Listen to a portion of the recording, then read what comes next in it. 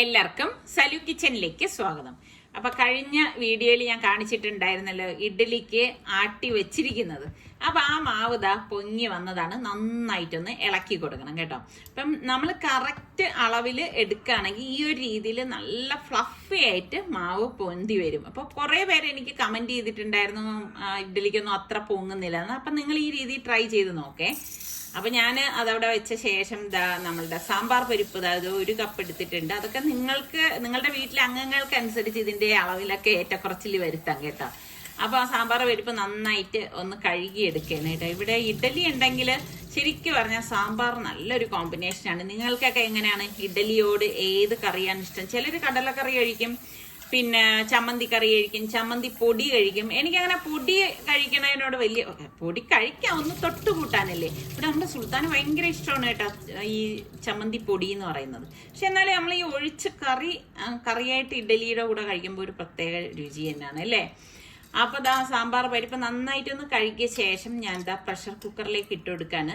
അപ്പൊ സാമ്പാർ തന്നെ ഒരുപാട് സാമ്പാർ ഞാൻ കാണിച്ചിട്ടുണ്ട് കേട്ടോ. ഇത് ഈസി ആയിട്ടുള്ള സാമ്പാറാണേ. എന്നിട്ട് നമുക്ക് കുറച്ച് വെള്ളം ഒഴിച്ചിട്ട് 3 തക്കാളി നന്നായിട്ടൊന്ന് കഴുകിയിട്ട് ഇതുപോലെ ഇട്ട് കൊടുക്കാണ്. ഒരു 3 പച്ചമുളകും കൂടി ഇട്ട് കൊടുക്കും.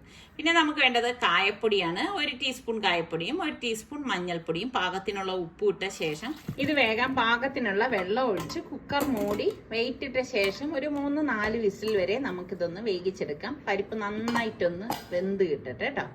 അപ്പൊ അതവിടെ റെഡിയാവുന്ന നേരം കൊണ്ട് ഞാൻ ഇഡ്ഡലി തട്ട് എടുത്തിട്ടുണ്ട്. അപ്പൊ അതിലേക്ക് നമുക്ക് എണ്ണ തടകിയ ശേഷം നമ്മളുടെ ഈ മാവ് കോരി ഒഴിച്ച് ഇഡ്ഡലി റെഡിയാക്കി എടുക്കാം. അപ്പൊ ഞാൻ അലൂമിനിയത്തിന്റെ തട്ടാണ് ഉപയോഗിക്കുന്നത് കേട്ടോ. ഇതാകുമ്പോൾ പെട്ടെന്ന് നമുക്ക് ഇളകി കിട്ടും, ഒട്ടിപ്പിടിക്കുകയോ ഒന്നും ചെയ്യത്തില്ല. എന്റെ കയ്യിലാണെങ്കിൽ സ്റ്റീലിന്റെ തട്ടുമുണ്ട് കേട്ടോ. പക്ഷെ എനിക്ക് ഭയങ്കര കംഫർട്ടായിട്ട് തോന്നിയിട്ടുള്ളത് ഈ ഒരു ഇഡ്ഡലി തട്ടാണ് കേട്ടോ. അപ്പൊ ഇത് രണ്ടും, അതായത് സ്റ്റീലിന്റെയും അലുമിനിയത്തിന്റെ തട്ട് ഉപയോഗിച്ചിട്ടുള്ളവരില് നിങ്ങൾക്ക് ഏതാണ് പെർഫെക്റ്റ് ആയിട്ട് തോന്നിയത് എന്ന് ഉള്ളവരൊന്ന് കമന്റ് ചെയ്യണം കേട്ടോ. അപ്പൊ ഈ എല്ലാ തട്ടിലും ഞാൻ ഇതുപോലെ മാവ് കോരി ഒഴിക്കണം. അപ്പൊ ഇത് വലിയ ഇഡ്ഡലി തട്ടായതുകൊണ്ട് തന്നെ ഒറ്റ ട്രിപ്പിൽ നമുക്ക് ഉണ്ടാക്കിയെടുക്കാൻ സാധിക്കും കേട്ടോ. ഇഡ്ഡലി തട്ട് തന്നെ പല ടൈപ്പിൽ കിട്ടുമല്ലോ. അപ്പൊ ഇതിനിടയിൽ നമ്മുടെ സാമ്പാർ പരിപ്പ് എന്തുകൊണ്ടിരിക്കുകയാണ്. അപ്പം കറക്റ്റ് പരുവായപ്പോഴേക്ക് നമ്മുടെ ഇഡ്ഡലി റെഡി ആയിട്ടുണ്ട്. അപ്പം സാമ്പാറിന്റെ കുക്കർ ഗ്യാസ് ഓഫ് ചെയ്തിട്ടുണ്ടായിരുന്നു. സ്റ്റീം പോയ ശേഷം ഞാൻ ഓപ്പൺ ചെയ്ത് കണ്ട തക്കാളിയൊക്കെ മുഴുവനെ ഇട്ടത് ഇതുകൊണ്ടാണ് കേട്ടോ. നല്ലതുപോലെ ഉടഞ്ഞു വന്നിട്ടുണ്ട്. ആ വെള്ളമൊക്കെ കറക്റ്റ് പരുവായിരുന്നു. അപ്പൊ ഇതുപോലെ നല്ലതുപോലെ ഒന്ന് ഉടച്ചെടുക്കണം. അപ്പൊ ഇനി നമ്മൾ സാമ്പാർ ഉണ്ടാക്കുമ്പോഴേക്ക് വെള്ളം ചേർക്കുന്നുണ്ട്. അപ്പൊ ഇതിപ്പോ നമുക്ക് ഉടച്ചെടുക്കാൻ നല്ല സൗകര്യമാണ്. കണ്ടില്ലേ, നല്ലതുപോലെ അങ്ങ് ഉടച്ചെടുക്കുക. അപ്പൊ ഇഡലി ഉണ്ട്, നല്ല പൂ പോലത്തെ ഇഡലിയാണ് കേട്ടോ. നല്ല സോഫ്റ്റ് ഇഡലിയാണ്. അപ്പൊ നിങ്ങൾ കണ്ടിട്ടില്ലെങ്കിൽ കഴിഞ്ഞ വീഡിയോ കണ്ടാൽ ഞാൻ മെഷർമെന്റ് ഒക്കെ അതിൽ കൊടുത്തിട്ടുണ്ട് കേട്ടോ. നിങ്ങൾ ഉണ്ടാക്കി നോക്കിയിട്ട് ശരിയാകാത്തവര് ട്രൈ ചെയ്ത് നോക്കൂ, ഉറപ്പായിട്ടും ശരിയാവും കേട്ടോ. അപ്പൊ ഞാനിത് കാസറോളിലേക്ക് മാറ്റുവാണ് കേട്ടോ. അപ്പം ഇഡലിയുടെ കൂടെ നിങ്ങൾക്ക് ഏത് കറിയാണ് ഇഷ്ടം എന്നുകൂടി പറയണം കേട്ടോ. അപ്പൊ ഞാൻ അത് അടച്ചൊന്ന് മാറ്റി വെക്കാണ്. അപ്പൊ ഇനിയിപ്പം നമുക്ക് സാമ്പാർ ഉണ്ടാക്കാൻ വേണ്ടി ഞാൻ ഒരു ചട്ടി അടുപ്പത്തേക്ക് വെച്ചിട്ട് വെളിച്ചെണ്ണ ഒഴിച്ചു. അതിനുശേഷം കടുകിട്ട് പൊട്ടിച്ചു കൊടുക്കാണ്. പിന്നെ നമുക്ക് വേണ്ടത് വറ്റൽ മുളകാണ്. പിന്നെ 2 സവോള ഞാൻ ഇതുപോലെ കട്ട് ചെയ്തിട്ട് ഇതളുകളായിട്ട് അടർത്തി എടുത്തതാണ് കേട്ടോ. വേറെ പച്ചക്കറികളൊന്നും ഇതിലേക്ക് ചേർക്കുന്നില്ല. പിന്നെ 2 പച്ചമുളക് ഇതുപോലെ നെടുകെ കീറിയത്, കുറച്ച് കറിവേപ്പിലയും കൂടി ഇട്ടിട്ട് നമുക്കിതൊന്ന് വഴറ്റി കൊടുക്കാം. അപ്പൊ ഈ സവാള ഒരുപാട് വഴണ്ടി വരേണ്ട ആവശ്യമൊന്നുമില്ല. ജസ്റ്റ് നമുക്കിങ്ങനെ കഴിക്കുമ്പോൾ കടിക്കാൻ കിട്ടണം കേട്ടോ. പിന്നെ ഇതിലേക്ക് 1.5 ടേബിൾ സ്പൂൺ വീതം മല്ലിപ്പൊടിയും മുളക് പൊടി, സാമ്പാർ പൊടി, 1 ടീസ്പൂൺ വീതം കായപ്പൊടിയും വറുത്ത് പൊടിച്ച ഉലുവാപ്പൊടിയും കൂടി ഞാൻ ഇതിലേക്ക് ഇട്ട് കൊടുക്കാണ്. എന്നിട്ട് നമുക്ക് ഫ്ലെയിം കുറച്ച് വെച്ചിട്ട് ഇതുപോലെ ഒന്ന് ഇളക്കി കൊടുക്കണം കേട്ടോ. ഒരുപാട് അത് കളറൊന്നും മാറാനായിട്ട് നിൽക്കണ്ട. ജസ്റ്റ് ഇതുപോലെ ഒന്ന് ഇളക്കി കൊടുത്ത ശേഷം നമ്മൾ ഈ വേവിച്ച് വെച്ചിരിക്കുന്ന സാമ്പാറിന്റെ പരിപ്പില്ലേ, അത് നമുക്ക് ഇതിലേക്ക് ഇട്ട് കൊടുക്കാം. അപ്പൊ ഇത് നമുക്ക് ഇഡലി ഉണ്ടാക്കുന്ന ആ നേരം തന്നെ ഈ ഒരു സാമ്പാർ ഉണ്ടാക്കാൻ താമസമൊന്നുമില്ല, പെട്ടെന്ന് റെഡിയാക്കാം. ഞാൻ പറഞ്ഞിട്ടില്ലേ, ഞാൻ ഒരുപാട് വെറൈറ്റി സാമ്പാർ നമ്മൾ ഇതിനു മുൻപ് ഉണ്ടാക്കിയിട്ടുണ്ട്. അപ്പൊ നിങ്ങൾ സലു സിമ്പിൾ റെസിപ്പീസ് നോക്കിക്കഴിഞ്ഞാൽ തന്നെ ഇഷ്ടമായൊരു സാമ്പാറിന്റെ റെസിപ്പി ഉണ്ട് കേട്ടോ അതില്. അപ്പൊ ഞാൻ ഇതിലേക്ക് തിളച്ച വെള്ളമാണ് ഒഴിച്ചു കൊടുക്കണതേ. ഒരിക്കലും നമ്മൾ പച്ചവെള്ളം ഇതിലേക്ക് ചേർത്ത് കൊടുക്കരുത്. ഏത് കറി ഉണ്ടാക്കുമ്പോഴായാലും ആ കറി നന്നാവണമെങ്കിൽ നമ്മൾ തിളച്ച വെള്ളം തന്നെ ചേർത്ത് കൊടുക്കാൻ ശ്രദ്ധിച്ചേക്കണം കേട്ടോ. അപ്പൊ നമുക്ക് എത്രയാണോ ലൂസ് വേണ്ടത് അതിനനുസരിച്ച് വെള്ളം ചേർത്ത് കൊടുക്കണം. പിന്നെ മെയിൻ ഒരു കാര്യം എന്ന് പറഞ്ഞാൽ നമ്മൾ പുളിവെള്ളം ഇതിലേക്ക് ഒഴിക്കുന്നുണ്ട്. അപ്പൊ ഞാനിവിടെ ഒരു 1/4 കപ്പ് പുളിവെള്ളം കൂടി ഒഴിച്ചെടുക്കുകയാണ്. ഒഴിച്ചിട്ട് പുളി നമുക്ക് എത്രയാണ് വേണ്ട അതിനനുസരിച്ച് അളവ് കൂട്ടുകയും കുറയ്ക്കുകയും ഒക്കെ ചെയ്യാം കേട്ടോ. എന്നിട്ട് ഇതാ നമുക്ക് പാകത്തിനുള്ള വെള്ളം ഒഴിച്ച്, ഞാനിപ്പോൾ പ്രഷർ കുക്കർ ആ പരിപ്പ് വേവിച്ച് കുക്കറിൽ കുറച്ച് വെള്ളം കൂടി ഒഴിച്ച ശേഷം ഉപ്പ് കുറവായിട്ട് തോന്നി, അപ്പോൾ കുറച്ച് ഉപ്പും കൂടി ഇട്ട് കൊടുക്കുകയാണ് കേട്ടോ. അപ്പോൾ ഇതാ കണ്ട നമ്മളുടെ സാമ്പാർ എന്ത് പെട്ടെന്നാണ് റെഡിയായത്. ഇതുപോലെ ഒന്ന് വെട്ടിത്തിളയ്ക്കണം കേട്ടോ. അപ്പോഴാണ് ശരിക്കും ആ കായത്തിൻ്റെയും നമ്മൾ ആ വറുത്ത് പൊടിച്ച ഉലുവ ഒക്കെ ചേർത്തിട്ടില്ലേ, ഉലുവപ്പൊടി, അതിൻ്റെയൊക്കെ മണം വന്നിട്ട് അടിപൊളി കേട്ടോ. അപ്പൊ ഇപ്പൊ തന്നെ ശരിക്കും ഇഡലിയും കൂട്ടി കഴിക്കാനാണ് തോന്നുന്നത്. ലാസ്റ്റ് നമുക്ക് കുറച്ച് മല്ലിയില ചെറുതായിട്ട് അരിഞ്ഞത് ഇതുപോലെ ഒന്ന് ഇട്ട് കൊടുക്കുക. അപ്പൊ നമ്മളുടെ കിഡിലൻ സാമ്പാർ റെഡിയാണ്. അപ്പൊ ഇഷ്ടപ്പെട്ടെങ്കിൽ ഞാൻ എപ്പോഴും പറയുന്ന പോലെ നിങ്ങൾ ലൈക്ക് ചെയ്യാൻ മറന്നു വരുത് കേട്ടോ. അപ്പൊ ഇതാ വേണ്ട സാമ്പാറും ഇഡലിയും ഞാൻ എടുത്തെടുത്ത് പറയണം, ഭയങ്കര കോമ്പിനേഷനാണ് കേട്ടോ. സാമ്പാർ ഇഡലി ആയ സ്ഥിതിക്ക് ചമ്മന്തി കൂടി ആകാന്ന് കരുതി. ഇവിടെ സൽമാൻ ഭയങ്കര ഇഷ്ടമാണ് ഈ രണ്ടും കൂടിയിട്ടുള്ള ആ ഒരു കോമ്പിനേഷൻ.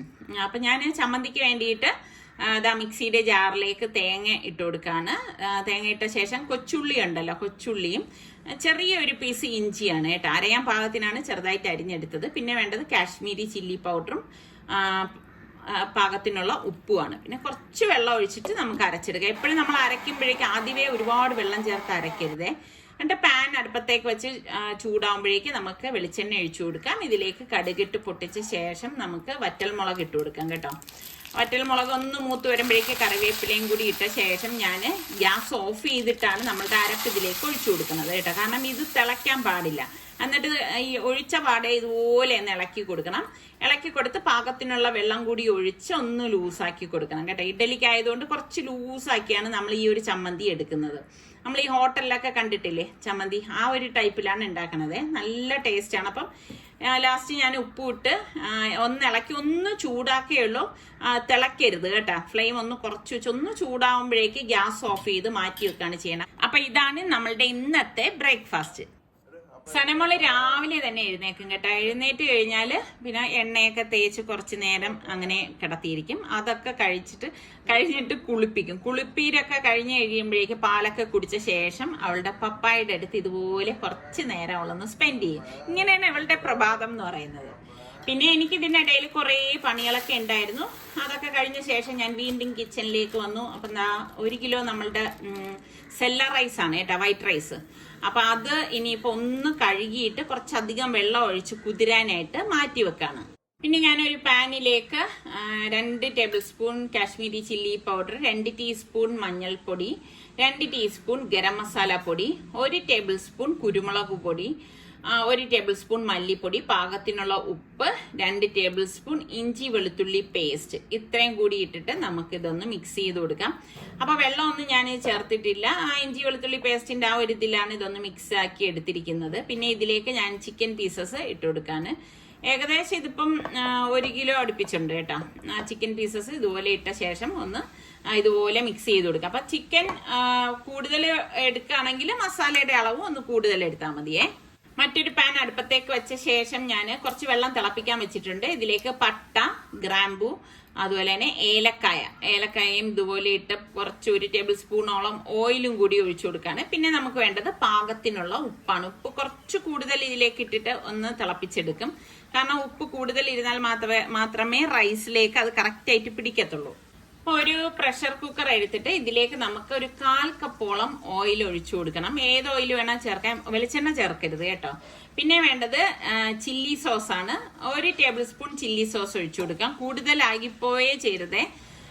പിന്നെ ഈ മാഗി ക്യൂബ് ഉണ്ടല്ലോ, അത് നമുക്ക് ഒരു പാക്കറ്റിന്റെ അകത്ത് 2 ക്യൂബ് കാണുമല്ലോ. അപ്പൊ അത് ഇതുപോലെ എടുത്തിട്ട് ഒന്ന് പൊടിച്ച് ഇതിലേക്ക് ഇട്ട് കൊടുക്കണം കേട്ടോ. അപ്പം ഇത് ഇത്രയാണ് നമുക്ക് ഇതിലേക്ക് വേണ്ടത്. ഇനി മുഴുവനെയുള്ള കുരുമുളക് 1 ടീസ്പൂൺ മതി. ഓവറായിട്ട് നമ്മൾ ചേർക്കേണ്ടതില്ല. പിന്നെ മെയിനായിട്ട് വേണ്ടത് ഉണക്ക നാരങ്ങയാണ്. ഇത് നമുക്ക് വാങ്ങിക്കാൻ കിട്ടും കേട്ടോ. അപ്പം 2 ഉണക്ക നാരങ്ങയും കൂടി ഇട്ട് ഇതൊന്ന് മിക്സ് ചെയ്ത് കൊടുക്കാം. ഇതുപോലെ ഒന്ന് മിക്സ് ചെയ്ത് കൊടുത്ത ശേഷം നമുക്കിതിലേക്ക് 1 ക്യാപ്സിക്കത്തിന്റെ പകുതി എടുത്തതാണ് കേട്ടോ. ഫുള്ളായിട്ടുള്ളത് വേണ്ട, പകുതി മാത്രം ചേർത്ത് കൊടുത്താൽ മതി. അതും കൂടി ഇട്ട് കൊടുത്തിട്ട് നമുക്കൊന്ന് ലെവൽ ചെയ്ത് കൊടുക്കാം. അതിനുശേഷം നമ്മൾ മാരിനേറ്റ് ചെയ്ത് വെച്ചിരിക്കുന്ന ചിക്കൻ ഇല്ലേ, അത് ഇതുപോലെ ഒന്ന് നിരത്തി വെച്ചു കൊടുക്കണം കേട്ടോ. അത് നന്നായിട്ട് കുക്കായി കിട്ടാൻ വേണ്ടിയിട്ടാണ് നമ്മളിത് ലെവൽ ചെയ്ത് നിരത്തി വെച്ചു കൊടുക്കണം. ഒന്നിനു മീതെ ഒന്നായിട്ട് വെച്ചു കൊടുക്കരുത് കേട്ടോ. അപ്പൊ ആ മസാല കറക്റ്റ് പരുവായിരുന്നു. അപ്പൊ ഇതാ ചിക്കനിലേക്കുള്ള മസാലയും കൂടി ഞാൻ വെച്ച ശേഷം അതിനിടയിൽ നമ്മളുടെ വെള്ളം തിളയ്ക്കാൻ പോകുമ്പോഴേക്ക് 1 ടേബിൾ സ്പൂൺ വിനാഗിരിയും കൂടി ഒഴിച്ചു കൊടുക്കുകയാണ് കേട്ടോ. വിനാഗിരി നമ്മൾ ഈ റൈസിൽ ചേർക്കുമ്പോൾ ഒരു ഗുണം എന്ന് പറഞ്ഞാൽ കളർ നഷ്ടപ്പെടത്തില്ല, നല്ല കളറായിരിക്കും. പിന്നെ അത് പൊടിഞ്ഞു പോകാനുള്ള സാധ്യത കുറവാണ് കേട്ടോ. എന്നിട്ട് നമ്മൾ കഴുകി ഊറ്റി വെച്ചിരിക്കുന്ന അരി ഞാൻ ഇതിലേക്ക് ഇട്ട് കൊടുക്കുകയാണ്. ഇത് നമ്മൾ ഊറ്റി എടുക്കുകയാണ് ചെയ്യണത് ഈ റൈസ്. അതുകൊണ്ടാണ് കുറച്ചധികം വെള്ളം നമ്മൾ ചേർത്ത് ഇതൊന്ന് വേവിച്ചെടുക്കണത്. ഫുള്ളായിട്ട് നമ്മളിത് കുക്ക് ആക്കത്തില്ല കേട്ടോ. ജസ്റ്റ് നമ്മളിങ്ങനെ അരി ഇങ്ങനെ കയ്യിൽ എടുക്കുമ്പോഴേക്കും ഒരു പൊട്ടുന്നൊരു പരുവുണ്ടല്ലോ, അത്ര വരെ നമ്മളിത് വേവിച്ചെടുക്കത്തുള്ളൂ. ഓവറായിട്ട് കുക്കായി കഴിഞ്ഞു കഴിഞ്ഞാൽ ശരിയാവത്തില്ല. അതുകൊണ്ട് അതാണ് അതിന്റെ പരുവം എന്ന് പറയുന്നത് കേട്ടോ. അപ്പോൾ ഇതുപോലെ പൊട്ടുന്ന ആ ഒരു പരുവാകുമ്പോഴേക്കും ഞാൻ അരി ഇതുപോലെ ഒരു സ്ട്രെയിനർ എടുത്തിട്ട് കുക്കറിലേക്ക് ഇട്ട് കൊടുക്കുകയാണ് ചെയ്യണത് കേട്ടോ. ബാക്കി ഇനി കുക്കറിൽ ഇരുന്നാണ് വേകാനുള്ളത്. പിന്നെ ഒരു ക്യാരറ്റ് ഗ്രേറ്റ് ചെയ്ത് ഞാൻ എടുത്തിട്ടുണ്ട്. അപ്പോൾ ആ ക്യാരറ്റും കൂടി ഇതിലേക്ക് ഇട്ട് കൊടുക്കുകയാണ് കേട്ടോ. അപ്പം ഗ്രേറ്റർ ഇല്ലെങ്കിൽ വളരെ കുഞ്ഞായിട്ട് അരിഞ്ഞെടുത്താലും മതി കേട്ടോ. വലിയ പീസായിട്ട് കിടക്കരുത്, അത് പ്രത്യേകം ശ്രദ്ധിച്ചേക്കണേ. അതിന് മീതെ നമുക്ക് ബാക്കി ഇരിക്കുന്ന ആ ഒരു റൈസും ഇതുപോലെ തന്നെ അങ്ങിട്ട് വെച്ചു കൊടുക്കുകയാണ് ചെയ്യണത്. പിന്നെ നമ്മൾ തിളപ്പിച്ചതിൽ നിന്നൊരു 1/4 കപ്പ് വെള്ളം എടുത്തിട്ട് മീതെ ഇതുപോലെ ഒഴിച്ചു കൊടുക്കണം. അല്ലെങ്കിൽ എന്താണെന്ന് വെച്ചാൽ ഈ റൈസ് ഡ്രൈ ആയി പോകാനുള്ള സാധ്യത കൂടുതലാണ്. പിന്നെ സെന്ററിൽ ഇതുപോലെ ഒരു ബൗൾ വെച്ചു കൊടുക്കും. പിന്നെ ചാർക്കോൾ കത്തിച്ചത് വെച്ച ശേഷം നമുക്കിതിന് മീതെ ഓയിൽ ഒഴിച്ചു കൊടുക്കാം. അപ്പൊ നമ്മുടെ റിസ്വാൻ ഇന്ന് വൈകുന്നേരം വരും എന്ന് പറഞ്ഞിട്ടുണ്ടായിരുന്നു. അപ്പൊ അവൻ കുറേ ദിവസം കൊണ്ട് എൻ്റെ അടുത്ത് മന്തി ഉണ്ടാക്കി തരുമോ എന്നൊക്കെ ചോദിക്കുന്നുണ്ടായിരുന്നു. എൻ്റെ പച്ചമുളകും ഇതുപോലെ ഒന്ന് വെച്ചു കൊടുക്കാണ്. അപ്പൊ ഞാൻ അവന് വേണ്ടിയിട്ടാണ് ഇതൊന്ന് തയ്യാറാക്കുന്നത്. അവന് വേണ്ടിയിട്ട് എന്ന് പറയാൻ അവൻ മാത്രമല്ല ഇത് കഴിക്കണത്, ഇവിടെ ഞങ്ങൾ എല്ലാവരും ഇല്ലേ. അപ്പൊ പ്രഷർ കുക്കർ മൂടി വെയിറ്റ് ഇട്ട ശേഷം ഒറ്റ വിസിൽ മാത്രം കേട്ടാൽ മതി. ഫ്ലെയിം ഒന്ന് കുറച്ച് വെച്ചിട്ടാണ് നമ്മൾ ഇത് വേവിച്ചെടുക്കുന്നത് കേട്ടോ. എന്നാലേ ചിക്കനൊക്കെ കറക്റ്റ് പരുവത്തിന് വെന്ത് കിട്ടത്തുള്ളൂ. അപ്പോൾ ഒരു വിസിൽ കേട്ട് കഴിഞ്ഞാൽ അതിന്റെ സ്റ്റീമൊക്കെ പോയ ശേഷമാണ് ഞാൻ കുക്കർ ഓപ്പൺ ചെയ്യുന്നത്. തുറന്നപ്പോൾ തന്നെ നല്ല ചാർക്കോളിന്റെ മണം, കാരണം നമ്മളിത് പ്രഷർ കുക്കർ പിന്നെ മൂടി വെച്ചിട്ടല്ലേ എടുത്തത്. അപ്പൊ അതുകൊണ്ട് ആ മണമൊക്കെ അതുപോലെ തന്നെ ഉണ്ട്. അപ്പൊ ഞാൻ വലിയ പാൻ കഴുകി എടുത്തോണ്ട് വന്നതിലേക്ക് ഈ നമ്മളുടെ കുക്കറിൽ നിന്നുള്ള റൈസും ചിക്കനും കൂടി കമഴ്ത്തി ഇട്ട് കൊടുക്കാണ്. ചിക്കനൊക്കെ കറക്റ്റ് പരുവത്തിന് വെന്ത് വന്നിട്ടുണ്ട് കേട്ടോ. അപ്പൊ ഇത് കണ്ടോ, ഒട്ടിപ്പോവേ കുഴഞ്ഞു പോവേ ഒന്നും ചെയ്തിട്ടില്ല. നിങ്ങൾക്ക് കാണുമ്പോ തന്നെ അറിയാം. അപ്പൊ ട്രൈ ചെയ്യാത്തവര് നിങ്ങൾ ഈ രീതിയിലൊന്ന് ട്രൈ ചെയ്ത് നോക്കണം. അടിപൊളി ടേസ്റ്റ് ആണ് കേട്ടോ. അപ്പം പിന്നെ നിങ്ങളുടെ കയ്യിൽ കടലയൊക്കെ ഉണ്ടെങ്കിൽ നമുക്ക് അതൊക്കെ ചേർത്ത് കൊടുക്കാം. അല്ലാതെ ഇന്നത് തന്നെ മാത്രമേ ചേർക്കാവൂ എന്നൊന്നും ഇല്ല കേട്ടോ. അപ്പൊ ഇതിപ്പം നമ്മൾ കഴിച്ചിട്ട് റിച്ചുവിനുള്ളത് വെച്ചേക്കും. റിച്ചു സാധാരണ രാത്രിയല്ലേ വരുന്നത്, കാരണം അവൻ ഇന്ന് ക്ലാസ്സും ലാബും ഒക്കെ ഉണ്ടെന്ന് പറഞ്ഞു. അപ്പൊ അതൊക്കെ കഴിഞ്ഞ ശേഷമേ ഇൻഷാല്ലാ അവൻ വരത്തുള്ളൂ. അപ്പൊ എന്തായാലും നല്ല അടിപൊളി മന്തിയാണ് കേട്ടോ ഇത്. സാധാരണ ഞാൻ പറയില്ലേ നല്ല ചൂടോടുകൂടി കഴിക്കുമ്പോഴാണ് നല്ല ടേസ്റ്റ് എന്ന്. ശരിക്കും ഈ മന്തി ഇരുന്ന് കഴിഞ്ഞിട്ട് പിന്നെ നമ്മൾ എടുക്കുമ്പോഴാണ് നല്ല മണവും ടേസ്റ്റും ഒക്കെ കിട്ടുന്നത് കേട്ടോ. അങ്ങനെ ഇപ്പം നമ്മൾ കഴിക്കാനായിട്ട് പോവാണ്. റിച്ചുവിനുള്ളത് സെപ്പറേറ്റ് മാറ്റി വയ്ക്കും. ഇഷ്ടപ്പെട്ടിട്ടുണ്ടെങ്കിൽ ഇപ്പൊ തന്നെ ഒന്ന് ലൈക്ക് ചെയ്യണേ. ഇന്ന് റിച്ചുവിന് ക്ലാസ് ഉണ്ടായിരുന്നു കേട്ടോ. അത് കാരണം അവനാണെങ്കിൽ ഒരു ദിവസം അവധിയാണെങ്കിൽ ഓടി വീട്ടിൽ വരണം എന്നുള്ള ഒരു ആഗ്രഹക്കാരനാണ് കേട്ടോ. അങ്ങനെ ഇപ്പൊ അവന്റെ ലാബൊക്കെ കഴിഞ്ഞ ശേഷം അവൻ 5 മണിക്കെങ്ങാണ്ട് തിരിച്ചതാണ്. പക്ഷെ ഇപ്പൊ രാത്രി 10:30 മണി കഴിഞ്ഞിട്ടുണ്ട് കേട്ടോ. നീ ഇതെന്തരടേ ഒരു വഴിക്ക് വന്ന ആരെങ്കിലും ഫോൺ വാങ്ങിച്ചെങ്കിലും വിളിക്കണമെന്നൊന്നുമില്ല. വേർത്തത് മഴ വീണത് നീ നടന്നറിച്ചു. എല്ലാം മിസ് ചെയ്ത് നടന്നു. ഇവിടെ എത്തിയപ്പോ ആപ്പായ കണ്ട് അടച്ചവനെ. നിനക്കൊരു ഓട്ടോ പിടിച്ചു വന്നൂടെ? വേണ്ട, ഞാൻ ഉച്ചക്ക് അറിയാണ്ട് മറ്റേ കൊല്ലത്തുനിന്ന് പറഞ്ഞ ടിക്കറ്റ് എടുത്ത് പൈസ പോയില്ലേ, പിന്നെ ഞാൻ വിചാരിച്ചു നടക്കാമെന്ന്.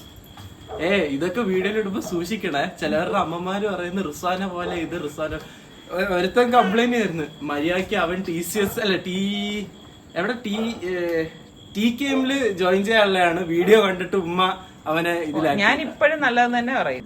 ഇന്നലെ ഇവിടെ വസീമിനെ കണ്ടിട്ടേ ഇല്ലായിരുന്നു കേട്ടോ. പക്ഷെ റിച്ച് വരുന്നത് എങ്ങനെ അവൻ മണത്തറിഞ്ഞു എന്നാണ് തോന്നിപ്പോണത്. ഇതാ ഇവിടെ വന്ന് ഹാജർ വെച്ച് അവൻ എങ്ങനെ നിൽക്കുവാണ്. ഇന്ന് രാവിലെ വന്ന് കഥക് തുറന്നിടുന്നതിനെ കണി കണ്ടത് നമ്മുടെ വസീമിനെയാണ്. ഇവൻ തിരിച്ച് വീട്ടിൽ പോയില്ലയോ എന്തോ. റിച്ച് വന്നു കഴിഞ്ഞാൽ അവൻ ഇവിടെ നിന്ന് മാറൂല കേട്ടോ. അങ്ങനെ അവര് പള്ളിയിലൊക്കെ പോയി. അപ്പൊ എന്റെ ജോലി ഇതാണ് കേട്ടാ. ഞാന് ഇതുപോലെ ചെയറും കുഷനും ഒക്കെ എടുത്ത് അകത്ത് കൊണ്ടുപോയിടും. കാരണം വസീം ഇവിടെ ഇങ്ങനെ വട്ടം ചുറ്റിയൊക്കെ നടക്കുന്നത് കൊണ്ട് അവൻ കയറി ഇരുന്നാലോ എന്ന് പേടിച്ചിട്ടാണ് കേട്ടാ. വെറുതെ നമ്മൾ അവന് ഇരിക്കാൻ വേണ്ടി ഒരു സാഹചര്യം ഒരുക്കി കൊടുക്കാതിരുന്നാ പോരെ. അപ്പൊ ഇതെല്ലാം എടുത്ത് രാത്രി അകത്ത് വെക്കുക, രാവിലെ ആവുമ്പം ഇതുപോലെ പുറത്തേക്ക് വെക്കുക. ഇതാണ് എന്റെ ഡെയിലി ഡ്യൂട്ടി എന്ന് പറയുന്നത്.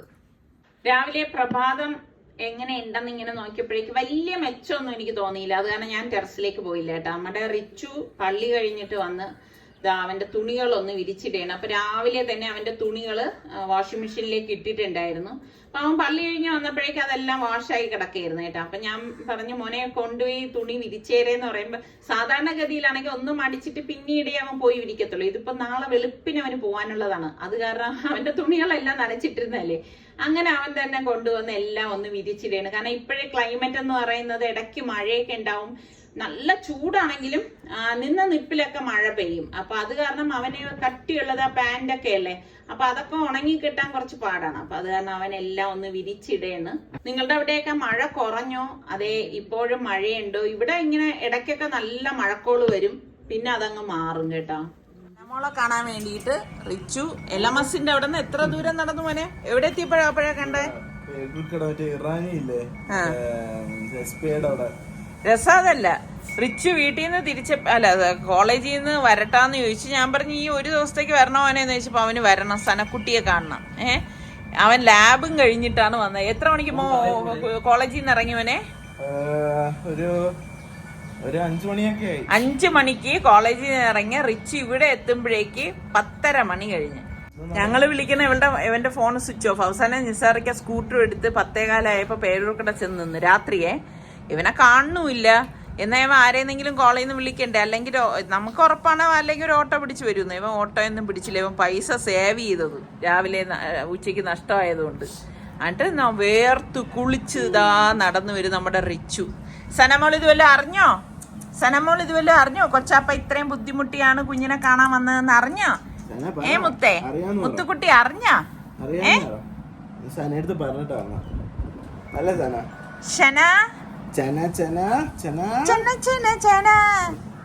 ചെല്ലക്കുട്ടി